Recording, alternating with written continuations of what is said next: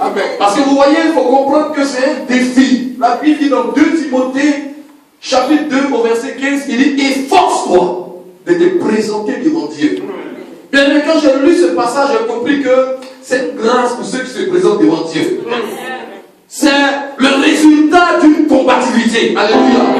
C'est le résultat d'un engagement renouvelé. Alléluia. La foi ou la chrétienté, ce n'est pas une décision, je veux dire définitive, mais c'est le renouvellement. Nous sommes contents de dire au Seigneur chaque matin, tu es bon parce que tu renouvelles tes bontés chaque matin. Mais nous aussi, nous avons besoin de renouveler notre engagement avec Dieu. Et ta présence est un signe fort. Acclame le Seigneur pour toi.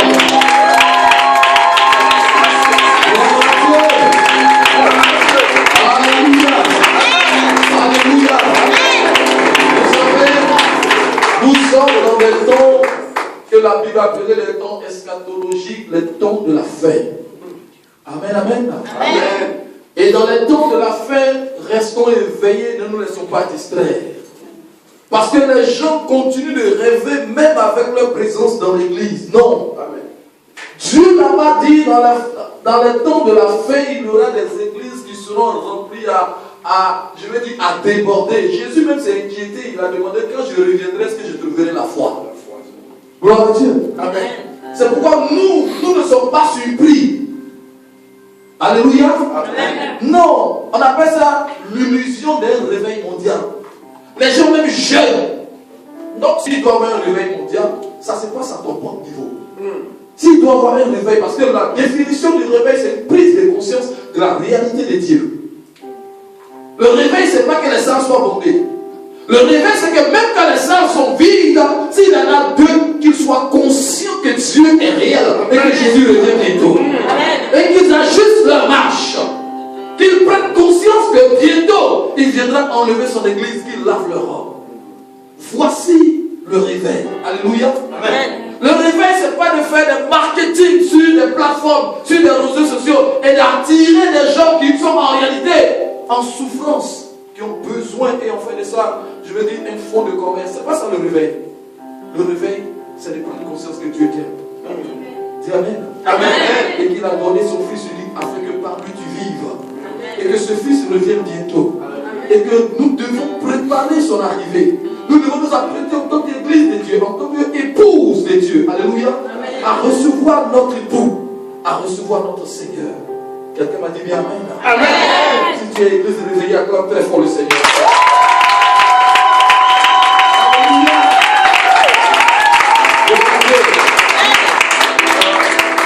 Un peu de son encore, juste un peu. Excusez-moi, c'est l'église évangélique qu'on aime le bruit. Amen. Amen. Gloire à Dieu. Papa, tu peux t'asseoir. Asseyez-vous s'il vous plaît. Amen. Comme le pasteur l'a déjà dit, il n'y a plus notion de présentation parce qu'on se connaît bien. Amen. Amen. Alléluia. Est-ce qu'il y a quelqu'un qui arrive pour la première fois aujourd'hui? Que Dieu te bénisse, mon frère. Soyez bénis. Alors, pour vous, je vais me présenter. Sinon, ceux qui sont déjà là avant, ils me connaissent, le pasteur Tiba. Amen. Mais vous autres, je suis le pasteur Hervé Gray et je réside à Paris avec un frère avec qui nous faisons l'œuvre là-bas, l'évêque Michel, qui vous salue, et on était avec papa quand il a appelé même pour avoir de nos nouvelles. Amen. Amen. Il est tellement pressé aussi de venir nous visiter. Gloire à Dieu. Amen. Alors, je suis marié avec une belle femme que beaucoup connaissent bien. Amen. Amen. Voilà, aujourd'hui, elle n'est pas venue parce que les enfants n'avaient pas encore fini de composer. Et du coup, elle devait les suivre. Gloire à Dieu. Voilà, nous sommes une famille bénie de 3 enfants. Et Dieu nous fait grâce. Alléluia. De marcher avec lui. Vous voyez, c'est un privilège et un honneur de parler de Dieu. Amen, amen. Amen. Ceux qui ont peur de parler de Dieu, ceux qui ont honte de montrer à leurs frères qu'ils ont Dieu dans leur vie, c'est une erreur. Amen. Amen. Il faut être fier. Gloire à Dieu. Et ce matin, je suis béni d'être parmi vous avec mon grand frère, pasteur Guy. On peut acclamer très fort le Seigneur de sa vie. Gloire à Dieu. Seulement, il y a ma maman Grâce qui n'est pas là, mais vous voyez, c'est quelque chose que je suis obligé de gérer. Alléluia. Parce que j'aurais bien voulu qu'elle soit là, mais pour une question professionnelle. Alléluia. On va acclamer aussi le Seigneur pour elle, maman Grâce. Gloire à Dieu. Amen, amen. Ce matin, j'ai une bonne nouvelle pour toi. Dis bien amen. Amen. Oh, je n'entends pas. J'ai une bonne nouvelle pour toi. Alléluia. Amen. J'ai une bonne nouvelle du royaume. Amen. Jésus disait à cette femme-là que le pain des enfants, on ne le donne pas à n'importe qui. Amen. Et ce matin, le Seigneur m'a remis le pain des enfants. Alléluia. Amen. Et nous allons prendre nos Bibles dans le livre de Romains chapitre 4, le verset 18. Je souhaite qu'on se tienne debout et qu'on lise ensemble ce passage. Romains chapitre 4, le verset 18.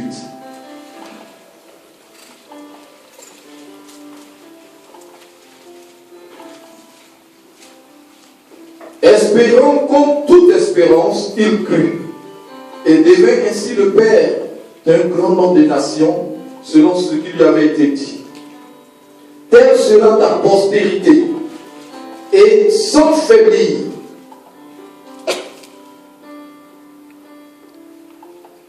On lit ensemble. Amen.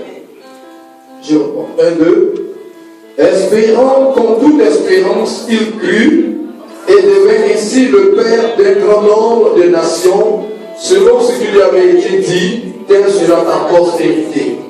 Verset 19. Et sans faiblir dans la foi, il ne considéra point son corps. Il ne considéra point que son corps était déjà usé, puisqu'il avait près de 100 ans et que Sarah n'était plus en état d'avoir des enfants. Il ne douta point par incrédulité au sujet de la promesse de Dieu, mais il fut fortifié par la foi, donnant gloire à Dieu, et ayant la pleine conviction que ce qu'il promet, il peut aussi l'accomplir. Dis Amen bien. Amen. Ce qu'il promet, il peut aussi l'accomplir. Non, répétons cette dernière partie. Ce qu'il promet, il peut aussi l'accomplir. Alléluia. Amen. Que Dieu te bénisse. Amen. Tu peux t'asseoir. Merci beaucoup. Seigneur notre Père, nous te rendons grâce, toi qui es notre Dieu. Merci pour ce moment que tu rends possible. Et nous voulons ce matin nous effacer devant de toi afin que tu puisses parler, que toi tu croisses, que ta dimension s'exprime au milieu de nous, que ta parole, Seigneur, qui est capable de ramener à la vie ce qui est mort, vienne vers nous. Que la vie de Dieu soit communiquée ce matin au nom de Jésus. Amen. Amen. Alléluia. Bien-aimé, j'ai une bonne parole pour toi. Et le thème que nous allons partager ensemble ce matin, c'est la promesse, ou encore les promesses de Dieu et les vallées. Amen. Vous voyez, beaucoup de chrétiens sont découragés. Beaucoup de personnes qui s'approchent de l'église, à un moment donné de leur marche, perdent la foi. Pourquoi? Parce que en venant à l'église, ils ont reçu des promesses, soit par prophétie, soit en lisant la Bible, soit par les évangélistes qui les approchent. Il faut dire que par moments, nos évangélistes sont très imprudents parce qu'ils arrivent à donner des messages en réalité qui sont que, des illusions. Amen. Par exemple, j'entends des gens, non, si tu viens à l'église, tu vas te marier. Gloire à Dieu. Alors, une telle personne qui vient à l'église parce qu'on lui a dit, tu vas te marier, au bout de 6 mois, quand elle ne se marie pas, qu'est-ce qui arrive? Elle est frappée par le découragement. Alléluia. Pourquoi? Parce que la promesse qu'on lui a donnée à la base ne s'accomplit pas. Le temps passe. Si tu viens, tu vas travailler. Alléluia. Voici le tel message que les gens reçoivent. Ce n'est pas mauvais en soi. D'encourager une personne à venir dans l'église pour changer sa situation sociale, Dieu peut le faire. Dis bien Amen. Et Dieu va le faire. Mais il se trouve que entre l'annonciation de la promesse et la réalisation de la promesse, il y a ce qu'on appelle la vallée. Parce que quand tu es dans l'annonciation, tu es sur une montagne, tu es transporté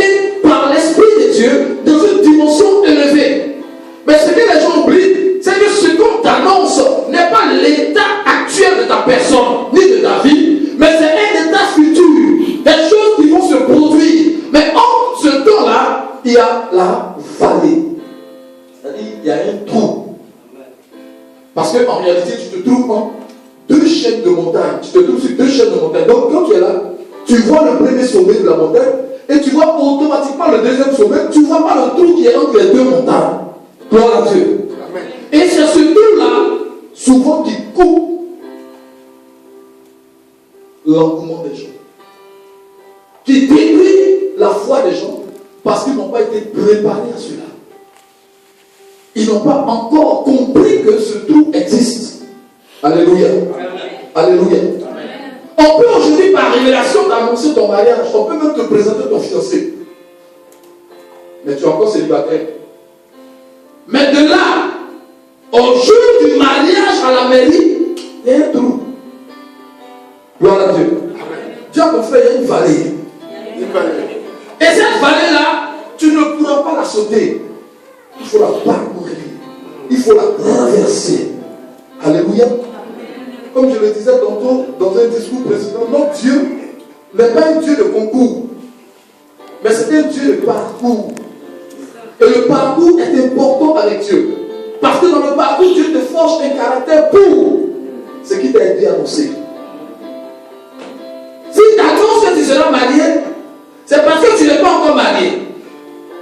Amen. Non, on est d'accord. Or, pour être marié, il faut avoir un cœur de femme. Amen. Mais au moment où on t'annonce que tu vas te marier, tu as encore un cœur de fille. Et dans le parcours, Dieu va changer ton cœur pour te donner un cœur de femme. Amen. Et tu rentreras dans ton foyer. Amen. Et ça ne se fera pas du tic au tac. C'est pas comme ça. Non, c'est un parcours. Tu vas rencontrer des affaires. Tu vas rencontrer des choses. Des choses vont se passer dans ta vie. Ton cœur sera froissé. Mais ce cœur-là, pendant qu'il est froissé, en réalité, il est en train d'être remodelé par Dieu. Gloire à Dieu. Quelle que soit l'annonciation que tu auras, bien aimé, il y aura des vallées. On te dit que tu vas voyager. Bien aimé, le premier voyage que tu vas faire, parce que chez nous, au pays là-bas, dès qu'on dit à quelqu'un, tu vas voyager, il se voit déjà dans l'avion. Alors que le voyage peut commencer dans un bac à verre. Vous voyez, chez nous, il y a des petits cars là, c'est un bac à transport. Amen. Voilà. Et ça ne va pas, ça ne peut pas arriver en France ici. Même pour arriver à l'aéroport, même de l'Abidjan, ça peut passer d'abord dans les petits villages. Mais c'est un voyage qui a commencé comme ça. Il faut que Dieu t'habitue à te déplacer déjà de ta maison à un lieu, à parler à des gens que tu ne connais pas, avant de venir chez les blancs même. Gloire à Dieu. Gloire à Dieu. Et c'est ce que j'appelle les vallées. Mais beaucoup restent dans ces vallées-là. Beaucoup de chrétiens meurent dans ces vallées. Parce qu'en réalité, la vallée, avant, au temps d'Israël, la vallée servait à des combats. Quand deux nations devaient se battre, une nation venait comme ça, et puis il restait loin là-bas, et puis l'autre nation restait ici, et puis les combattants descendaient dans la vallée. Les rois restaient en haut, les chefs, et les soldats descendaient dans la vallée. Et ils se tuaient parce qu'ils n'avaient pas de quoi pour les s'enterrer. Donc on se tue dans la vallée. Celui qui remonte de la vallée, c'est lui qui est le vainqueur. Gloire à Dieu. Donc la vallée par excellence, c'est un lieu de combat, d'adversité. C'est un lieu où tu démontres qui tu es dans la réalité, dans ta foi. Alléluia.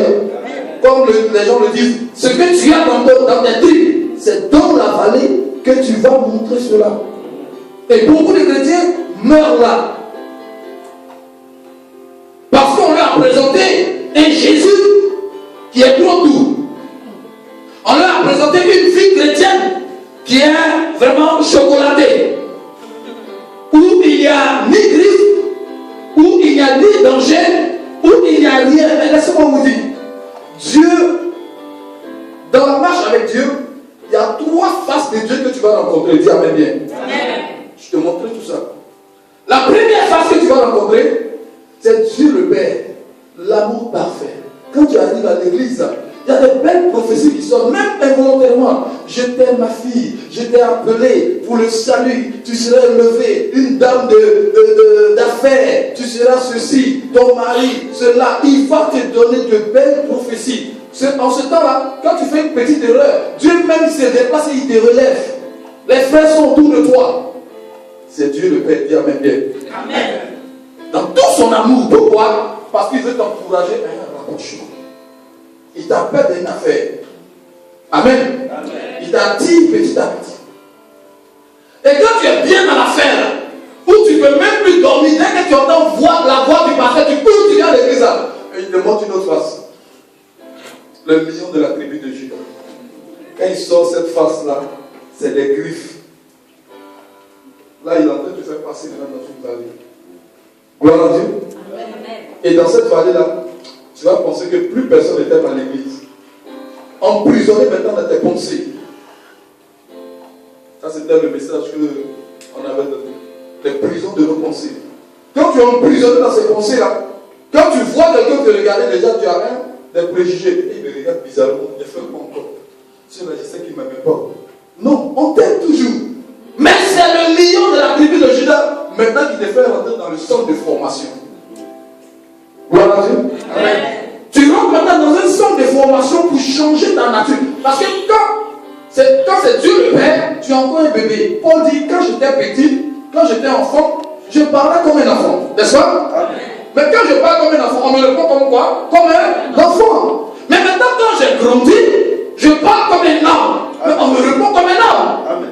Donc quand tu as grandi devant Dieu, il te donne maintenant en homme. Donc les situations qu'il va te présenter, c'est des situations d'homme. Gloire à Dieu. Amen. Mais il ne faut pas fuir. Dis à ton frère, on ne fuit pas. On ne fuit pas. Gloire à Dieu. Non, ne fuis pas. Parce qu'après cette vallée, Dieu va te montrer sa troisième face glorieuse, qui est la face de l'ami fidèle. Où Dieu te parle, comme il a parlé à Abraham, comme il a parlé à Moïse. Il avait dit, tu vois Dieu face à face. Pourquoi? Parce qu'il t'a éprouvé. Comme de l'or, il t'a sorti le pied, il t'a nettoyé. Maintenant, il est sûr. Il sait que tu as une valeur sûre. Tu ne peux plus le trahir. Il va te donner maintenant des secrets de gloire. Des gens veulent des secrets sans souffrir. Ils veulent des diplômes sans examen. Non. Tu dois passer dans la vallée. Dis bien amen avec moi. Dis bien amen avec moi. Tu es au début, c'est la même chose hein, comme les garçons là. Oui. Au début, quand tu vois, ma chérie, cadeau, cadeau. Après, il te fait rentrer dans la vallée. Alléluia. Amen. Ah, les hommes sont là. Hein? Gloire à Dieu. Amen. Rentrer dans la vallée. La seule même, c'est lui là, j'ai connu. C'est lui, c'est le même, il n'a pas changé. C'est le même là. Mais c'est à fait que tu connais son mauvais côté. Et si tu as pu supporter ça là, quand tu ressors de la vallée, tu deviens comme ça. À lui fidèle. Pourquoi? Parce que quand il prend une position, tu sais où ça a fini. Alléluia. Alléluia. Gloire à Dieu. C'est ça la marche avec Dieu. Mais malheureusement, beaucoup arrivaient à la vallée fuient. Non. Et on a l'impression que Dieu donne des paroles en l'air. Il donne des promesses, de fausses promesses. Non. Dieu te donne la promesse. Et ce que nous venons de lire, ce qu'il a dit, il a aussi les moyens de l'accomplir. Mais l'homme qui ressuscite l'homme qui est mort, ce n'est pas ta petite maladie qui ne peut pas guérir. Tout tes corps est arrêté. La maladie, c'est l'arrêt d'une petite partie du corps. Dieu peut te guérir, dis amen. Et Dieu va te guérir au nom de Jésus. Ce n'est pas un problème de travail, ni un problème de César. Vous connaissez César? Ah, c'est ça. Vous ne connaissez pas César? Vous pouvez avoir des César. César, il signe le papier là, des séjours. Amen. Il dit à César ce qui est à César. Et à Dieu ce qui est à Dieu. Si tu sais donner à Dieu ce qui est à Dieu, César va te donner ce que tu cherches. Gloire à Dieu. Amen, amen. Amen, amen. N'aie pas peur. Dieu, ce qu'il dit, s'il dit tu vas te marier, tu vas te marier. Si Dieu dit tu vas travailler, tu vas travailler. Moi, je pense que le plus dur, c'est d'arracher une parole de la bouche de Dieu. C'est pourquoi un homme dans la Bible dit un mot. dis seulement un mot sur ma vie. Alléluia. C'est ça le but. Comment puis-je faire pour attirer, arracher de Dieu une parole? Parce que je sais que la parole qui sort de la bouche de Dieu, elle ne mentira jamais. Même si elle tarde, la Bible dit attends-la, parce qu'elle s'accomplira certainement. Alléluia. Alléluia. Mais d'où viennent les échecs après la parole de Dieu? D'où viennent les défaites après la parole de Dieu? Dieu a dit à Israël, allez faire par là. Ils se sont levés comme d'habitude. Ils sont allés faire par là, bien frappés. Et puis contre un petit peuple, on les a frappés d'une manière là. Quand ils sont revenus, ils ont eu la sagesse, ils disent ça là. C'est pas clair. Il y a quelque chose qui s'est produit. Amen. Gloire à Dieu. Et ils se sont assis, ils ont demandé, Seigneur, qu'est-ce qu'on a fait? Quel est le péché qu'on a commis? Voici souvent ce que les gens manquent de faire. Après la défaite, on accuse Dieu. Ça, c'est quand on a laissé le pasteur tranquille. On accuse l'église. C'est pas une église puissante. Il n'existe pas d'église puissante. C'est pas un pasteur puissant. Il n'existe pas de pasteur puissant. Il existe Jésus puissant que nous servons tous. Alléluia. Mais c'est toi qui active la puissance de Dieu dans ta vie. C'est toi qui active l'onction du pasteur. Là, j'ai déjà prêché ça ici, je ne vais pas revenir là-dessus. Voilà Dieu. C'est toi qui active l'onction du pasteur dans ta vie. Mais si le découragement t'a pris, la Bible dit que dans la maladie de l'homme, c'est son esprit qui le soutient. Mais l'homme a battu. Que peut-on faire? C'est Dieu qui s'interroge lui-même. Si tu as battu, que tu as découragé, Dieu lui-même ne pourra rien faire pour toi. Et ton découragement, t'emmènera hors de l'église. Et maintenant, prisonnier de tes pensées, tu vas commencer à accuser tout le monde. Quelqu'un dit avec moi, je refuse cela. Non, dis très fort, je refuse cela. Toutes les promesses que Dieu te donne, en réalité, c'est une prophétie. Or, la prophétie de Dieu s'accomplit toujours. Amen. Tu es d'accord avec moi? Amen. Alléluia. Alléluia. C'est les hommes qui te promettent et puis ils mentent. Parce que la promesse de l'homme est aléatoire. Pourquoi? Parce qu'elle est conditionnée souvent par ses humeurs. Aujourd'hui, il va te donner 1000 €. Si tu le nègres, le soir, il change. Gloire à Dieu. Mais la Bible dit que Dieu ne se repent ni de ses dons, ni de son appel. S'il a dit va te donner 1000 €, même si tu veux maintenant, à partir de cela, il faut être le plus grand sorcier de la terre, tu auras les 1000 €, mais seulement tu vas aller à l'enfer. Gloire à Dieu. Parce que ne confondons pas la promesse de Dieu et la vie que nous menons. Beaucoup de chrétiens sont égarés parce qu'ils ont vu des gens pécheurs qui sont bénis. Non, ça c'est deux choses différentes. Gloire à Dieu. Quelqu'un peut vivre mal, mais peut-être avant de vivre mal, il avait déjà reçu la promesse de Dieu. Gloire à Dieu. Et quand le temps est arrivé, Dieu lui a donné parce que Dieu ne change pas lui-même. Dieu ne se désavoue pas lui-même. Et Romain le dit, il dit que dirons-nous si des gens sont incrédules et qui ne croient pas? Est-ce que pour cela Dieu n'est plus fidèle? Non, Dieu est toujours fidèle. Alléluia. Amen. Gloire à Dieu. Amen. Gloire à Dieu. Amen. Il faut pouvoir faire l'amalgame des choses. Il faut pouvoir faire la séparation des choses. Et comme ça, facilement tu pourras traverser la vallée. Et nous allons voir ces vallées. Il y en a trois. Dis à ton frère trois. Donc dis-lui bien trois. Amen, amen. Dieu ne change pas. Et si tu traverses cette vallée-là, forcément tu vas avoir des choses de Dieu. Mais avant, je voudrais te dire quelque chose. Il y a une différence entre la promesse et les promesses. Amen. Quand la Bible parle de la promesse de Dieu, c'est la promesse de vie. La vie éternelle. Amen. Amen. Mais en réalité, c'est ce qui est la plus importante devant Dieu. Et tout ce que Dieu fera pour nous en termes de promesses accomplies, c'est pour que nous tenions ferme jusqu'à la promesse de la vie éternelle. Parce que beaucoup de chrétiens se sont trompés. Moi, je me souviens dans les années 2000, il y a un frère en Christ là, il voulait l'évangéliser, il me dit non, moi, tu me vois comme ça là. Je suis baptisé, confirmé, le Saint-Esprit est posé sur moi. Bon, ça c'est certain, hein, c'est pas moi. Cette passée là, c'est pas moi. Il dit, le Saint-Esprit est collé sur moi comme ça. Gloire à Dieu. Amen. Mais quand tu regardes sa manière de vivre, tu sais qu'il y a un problème. Parce que la Bible dit que quand nous donnons notre vie au Seigneur, le Seigneur nous marque de son sceau de l'Esprit pour le salut. Gloire à Dieu. Ça veut dire que nous n'avons pas le salut maintenant. Faisons attention. Nous avons la promesse du salut. Et cette promesse du salut-là se nourrit de notre vie de sanctification avec Dieu. Amen. Amen. Et c'est pas si vous me comprenez. Amen. Amen. Nous n'avons pas, c'est quoi on parle du jour du Seigneur. Quand il reviendra, ce salut sera maintenant accompli pour ceux qui auront gardé l'espérance. Gloire à Dieu. Amen. C'est pourquoi il dit encore que ceux qui ont goûté Dieu et qui ont vu que Dieu est bon, mais qui l'ont délaissé pour aller manger à la table de Satan, il n'y a plus de repentance pour eux. Ça veut dire que quelqu'un peut goûter Dieu, accepter le Seigneur, et puis à un moment il va changer. Je ne parle pas de voir petit changer quand ils sentent les copines en main.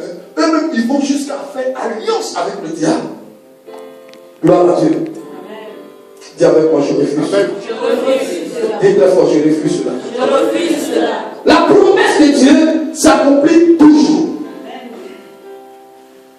Mais dès qu'une promesse de Dieu sort de la bouche de l'Éternel, en même temps, il y a une vallée qui s'ouvre. Et la vallée vient non pas parce qu'elle peut éteindre la promesse de Dieu, mais elle vient pour t'engloutir toi, afin que tu ne vois pas l'accomplissement de cette promesse. Parce que rien ne peut arrêter Dieu. Rien ne peut empêcher Dieu d'accomplir ces choses dans ta vie. Même pas même toi-même, tes faiblesses, non. Parce que nous ne recevons pas les choses de Dieu parce que nous sommes forts. C'est la grâce. Alléluia. C'est la bonté de Dieu, c'est l'amour de Dieu. Amen, amen. Amen. Mais quand la vallée s'ouvre, elle vient pour t'engloutir, toi. Et la première chose qu'elle engloutit en toi, c'est quoi? C'est ta foi. Tiens avec moi la vallée de la foi. La vallée de la foi. Mais quand tu es dans cette vallée-là, ou bien quand cette vallée s'ouvre, tu peux voir la promesse et le jamais l'enlever. Le pasteur même pour te dire, celui-là c'est ton mari. Il va rester auprès de toi pour ça, une soeur. Va lui déployer. Gloire à Dieu. Pourquoi? Parce que tu n'y as pas cru. Voici la première vallée qui s'ouvre. Pour que tu ne crois pas à ce qui est déclaré, à ce qui est dit. Prenons la parole de Dieu. 2 Rois chapitre 7. On va voir quelque chose rapidement. 2 Rois chapitre 7.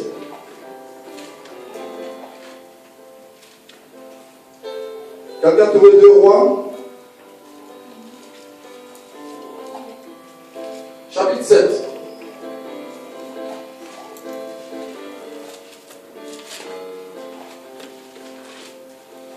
Qu'est-ce qu'il dit 2 Rois? À partir du verset, on lit 2 parties, pour ne pas passer trop le temps. Nous on lit le verset 1 et 2, et nous allons partir au verset 19 et 20 pour voir le résultat. Et Élisée dit, écoutez la parole de l'Éternel, dis Amen. Ainsi parle l'Éternel, dis Amen. Amen.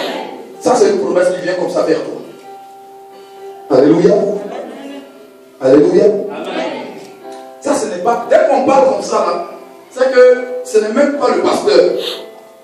Ce n'est même pas la soeur ou le frère par qui Dieu parle. Non, c'est une affaire de Dieu lui-même. Il s'engage lui-même. Amen, amen. Amen. Il dit demain, à cette heure, on aura une mesure de fleur de farine pour un cycle et 2 mesures d'orge pour un cycle à la porte de Samarie. Pourquoi? Parce qu'en ce temps, on était dans une grande famine. La famine était tellement atroce que les gens mangeaient leur bébé. une femme accouche, elle prépare, on mange. Et puis demain, on mange pour elle. Mais c'est là que Salomon a fait ses jugements. Amen. C'est là que les gens ont dit, la soeur, on a fini de manger, demain on n'a qu'à manger pour elle, elle ne mange plus. Amen. Tellement la famille était atroce. Et dans cette forte famille, Élisée, prophète de Dieu, ouvre la bouche et dit demain, il dit même pas dans un mois, il dit demain, à la même heure, vous aurez de l'abondance dans tout le pays, depuis la porte de Samarie. Alléluia. Amen. La Bible est à côté de lui, au verset 2, il y avait un officier. L'officier, sur la main duquel s'appuyait le roi, répondit à l'homme de Dieu. Quand l'Éternel ferait des fenêtres au ciel, pareille chose arriverait-elle?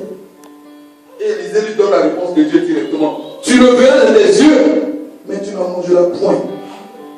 Parce que tu n'y as pas cru. Et voici la vallée qui avale souvent les enfants de Dieu. Tu verras de tes yeux, mais tu n'en mangeras point. Parce que toi, tu as ramené Dieu à ta dimension. Tu as cru que Dieu est bon d'être camarade. C'est que tu peux faire, c'est ce que Dieu peut faire. Donc Dieu doit passer par les plans de ta tête pour réaliser ses promesses dans ta vie. Non. Dis à ton frère, Dieu est Dieu. Dieu est Dieu. Amen. Alléluia. Amen. Et quand Dieu donne une parole, c'est la même chose à faire avec Naaman, et puis Naaman a failli avoir des problèmes. Il dit plonge-toi 7 fois dans l'eau et tu seras guéri. Naaman dit, mais il ne me respecte pas. Un officier comme moi, général de l'armée de la Syrie, il me dit me plonger dans l'eau de. C'est une eau sale. Chez nous là-bas, il y a l'eau de Barmas. Amen. Amen. Il y a des belles plages. Mais je pouvais rester là-bas. J'ai cru que l'homme de Dieu allait sortir, invoquer son Dieu, et le feu allait descendre du ciel et enlever ma lèvre. Non. Dieu ne te visitera jamais comme toi tu penses. Alléluia. Amen. Dieu n'accomplira pas envers toi ses promesses comme toi tu l'imagines. Dieu, la Bible dit que de même que le ciel est éloigné de la terre, nos pensées sont éloignées des pensées de Dieu. Nous ne pouvons pas penser comme Dieu. Tout ce que nous devons faire, nous devons simplement croire en ce que Dieu dit. Alléluia. Amen. Alléluia. Amen. Dieu ne te bénira pas parce que tu es trop intelligent, mais c'est parce que Dieu t'a béni qu'on commence à prendre on commence à prendre en charge ton intelligence. On commence à considérer ce qui sort de ta tête. Ce n'est pas ce qui sort de ta tête qui influence Dieu. Non, ou même qui influence les situations dans ta vie. C'est parce que tu as une promesse sur ta vie. Amen. Alléluia. Amen. C'est parce que Dieu a une promesse. Donc à l'annonciation de la promesse, il y a une attitude de cœur. Il s'est approché de Marie. Il a dit quoi? Où se fait pas? Personne n'a appris Marie, c'est ce moment. Alléluia. Amen. Il dit toi, la femme à qui Dieu a fait une grâce. Aujourd'hui, il y a quelque chose. Amen. Amen. Vous pouvez lire ça dans le livre de Luc. Elle dit, je suis ta servante, qu'il me soit fait selon la volonté de mon Seigneur. C'est une manière de répondre à la salutation de Dieu, à l'annonciation. Gloire à Dieu. Elle pouvait dire que, oh, laisse-moi avec des bêtises là, comment une femme comme moi, je suis vierge, et puis j'ai tombé enceinte sans que Joseph m'ait touché. Elle aurait pu répondre de cette manière. Et penser, aujourd'hui, quand tu fais comme ça, on t'envoie en asile, hein, fais attention, on te met une camisole, et puis on te dépose chez les gens là-bas. Amen. Amen. Gloire à Dieu. Amen. Elle aurait pu appeler Joseph, Joseph, viens, je commence à avoir des illusions, emmène-moi vite. Alléluia. Amen. Mais elle a collaboré dans la foi avec la présence divine qui était là. Alléluia. Amen. Alléluia. Bien, mais si tu n'ouvres pas ton cœur au-delà de ce que toi tu penses, Dieu ne peut pas te visiter. Et la promesse de Dieu restera vaine dans ta vie. Et tu vas accuser le pasteur, tu vas accuser les églises, parfois même tu vas accuser Dieu. Et qu'est-ce que ça fait? Vous savez ce que ça fait? Ça nous conduit maintenant dans le plan de Satan. Parce que Satan, lui, il a vu qu'il rôde comme un lion. Et il attend de tels moments pour te faire des propositions. Alléluia. Amen. Quelqu'un dit avec moi, je refuse cela. Je refuse cela. Non, dis très fort, je refuse cela. Je refuse cela. Alléluia. Alléluia. L'homme de Dieu a parlé, l'officier s'est limité à sa simple compréhension des choses de la vie. Va au-delà de ta compréhension. Avec Dieu, on n'est jamais intelligent. Avec Dieu, on n'est jamais trop sachant. Avec Dieu, tout ce qu'on va faire, c'est d'obéir. Parce que la foi déclenche l'obéissance. Et dans Deutéronome 28, il dit, celui qui obéit à ma voix et à mes commandements, voici les bénédictions qui t'accompagnent. Gloire à Dieu. Si tu n'as pas la foi, si tu n'y crois pas, l'attitude à adopter pour rentrer dans la promesse, tu ne pourras pas aussi la voir. Gloire à Dieu. La foi te conduit à la soumission. Je ne parle pas de la foi où on dit j'ai donné ma vie à Jésus et non. Arrivé un moment où la foi a des degrés d'expression. La mesure de la foi grandit au fur et à mesure que Dieu te présente des situations. Alléluia. Alléluia. Donc ta foi ne regardera pas les circonstances. Parce que vous savez, Dieu, c'est un spécialiste du chaos. Dis à ton frère le chaos. Quand Dieu s'exprime dans ta vie, c'est sur la base d'un chaos. C'est-à-dire, il n'y a rien même qui peut donner espoir à quelqu'un. La Bible dit que la terre était vide et informe. Et Dieu dit que la lumière soit. Il faut que ta vie soit vide et informe. Et quand ta vie est vide et informe, le règlement de Dieu vient. C'est-à-dire la promesse de Dieu vient. Amen, amen. Dans ce temps, dans ce tohu-bohu là, ça vient et ça te trouve. La femme qui avait son fils pendant la même sécheresse là, elle n'avait qu'un petit gâteau qu'il devait manger. Et Dieu dit à son prophète, le même Élisée là, il dit va. Et puis dis à la femme là, je lui ai dit de te nourrir. Non, là c'était son maître Élie. J'ai préparé une femme là-bas pour qu'elle te nourrisse, une veuve. Vous voyez que Élie là, il n'est pas intelligent. Non, dites-moi, est-ce qu'Élie n'est pas intelligent? Parce que si c'était toi, ma soeur, tu allais raisonner. Parce que la veuve, c'est le maillon le plus faible de la société. C'est la plus pauvre. Pourquoi? Parce que c'est l'homme qui fait la femme. Et on dit l'homme est décédé. Gloire à Dieu. La femme n'avait pas le droit d'hériter d'une terre. Or, pour être riche, il faut cultiver la terre. Il faut avoir des bétails qui vont manger. Gloire à Dieu. Mais Élie n'a pas réfléchi. On va dire non, Élie il est habitué à la voix de Dieu. D'accord, c'est parce qu'il a traversé plusieurs vallées. C'est un homme chevronné maintenant. Alléluia. Mais la vieille là, elle n'est pas prophétesse. Elle est seule fidèle comme toi. Et elle reçoit Élie. Et lui dit, madame, donne-moi de l'eau, je vais boire. Elle va rapidement, elle lui donne. Elle est en train de prendre l'eau, et puis elle dit, non. Bon, il faut me faire manger. Je vais manger. J'ai faim. Si c'était les femmes qui disaient, on n'a pas encore eu l'eau même. La faim actuellement, là, c'est manger encore, tu veux. Après, je vais te donner l'eau d'abord. La femme lui a dit, ton Dieu est vivant. Amen. Parce qu'il faut avoir l'œil de Dieu dans ce temps de famille là pour savoir qu'il y a à manger chez moi. Mais manger que ton Dieu a mangé là. J'avais prévu manger ça avec mon fils puis on meurt. Donc je m'avais préparé ça comme ça pour toi. Mais il faut savoir ce qui va arriver après. Élie, regardez le français qu'il va parler, c'est un français qui est choquant. En tout cas pour les chrétiens, choquant. Il dit, prépare-moi, je vais manger. Maintenant si tu veux mourir après, meurs. Lisez bien la Bible, c'est ce qu'il a dit. Il dit, prépare-moi, je vais manger. Maintenant, si toi, tu veux mourir, après, il faut mourir. Ça, c'est ton problème. Prépare-moi, je vais manger. Dernier billet de l'autre pasteur là même, c'est quelle option même? Dernier billet, déjà, c'est ça, il prend toujours. Parce que ça, c'est son dernier billet, non? Maman, c'est pas ça? Dernier gâteau, elle prépare, il mange, et puis, quand il son enfant, il attend la mort. Gloire à Dieu. Un projet qui n'a aucune espérance. Un projet qui n'a aucun avenir. Bien évidemment, un projet comme ça, mieux vaut essayer Dieu. Dis amen bien. Amen. Donc elle a choisi d'essayer Dieu. Elle dit, je prépare. Mais il faut savoir que c'était notre dernier. Il lui dit, comme tu veux mourir, comme tu n'as plus d'espérance, comme tu n'as pas la foi en Dieu qui m'a envoyé, moi je vais manger. Et Élie a mangé, la Bible dit, lui et la famille n'ont pas manqué de la maison. Amen.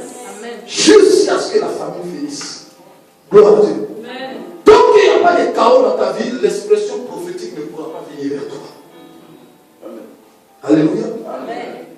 Parce que le chaos, c'est la limite de ta personne. C'est la limite de ta capacité. Dieu doit montrer qui il est à partir de ta faiblesse. Mais si tu es fort, que Dieu s'exprime, finalement tu ne vas même pas savoir que c'est Dieu. Tu vas te vanter de ton intelligence. Oh, Dieu dit dans Ésaïe que je ne partage pas ma gloire. Alléluia. Donc Dieu, il regarde toujours le chaos. L'homme doit atteindre ses limites. Et quand tu es dans tes limites, maintenant tu peux faire appel à Dieu. Alléluia. Et il faut avoir la foi. C'est pourquoi, quand la promesse arrive souvent, beaucoup d'hommes ne peuvent pas y croire. Parce qu'ils il compare Dieu à un homme. Et aux circonstances des hommes. Non, Dieu est au-dessus. Il a fait la terre. Il a fait le ciel. Il en est le maître. Alléluia. Gloire à Dieu. Il en est le créateur. Ne regarde pas les circonstances. Prends en considération Dieu qui a parlé. Amen, amen. Amen, amen. Amen. L'incrédulité. Vous savez ce que ça fait? L'incrédulité, c'est pour les chrétiens, c'est la peur du défi de l'avenir, le néant. Amen. Parce qu'il y a des sœurs, si tu leur dit, parce que la femme, elle était confrontée au néant. Je donne mon dernier repas, après je suis dans le néant. Je ne sais pas ce qui va se passer. L'homme se sent à l'aise qu'il arrive à contrôler les éléments qui sont autour de lui. Qu'il sait ce qui va se passer demain. C'est pourquoi ils sont beaucoup aussi ceux qui vous disent ce qui va se passer demain. Et ça n'arrive jamais.